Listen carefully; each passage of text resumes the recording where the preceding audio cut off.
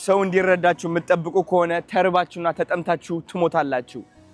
ሰው እንዲረዳችሁ የምትጠብቁ ከሆነ ወደምትፈልጉበት ደረጃ መድረስ አትችሉም። አንዳንድ ሰው ልንገራችሁ እናንተን ከመረዳቱ በፊት ራሱ ይረዳል። ራሱ ተረድቶ ደግሞ በእናንተ ትዝብት ያሳድራል። ከዛ ይነግራችኋል ምን መከተል እንዳለባችሁ፣ ምን መሆን እንዳለባችሁ፣ ምን ውሳኔ መወሰን እንዳለባችሁ።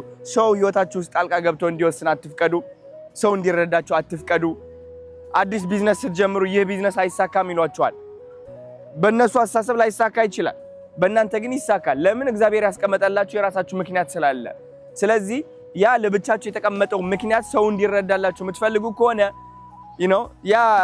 ያ ውስጣችሁ ላይ ያለው ምክንያት በረከታችሁ አይሆንም ማለት ነው።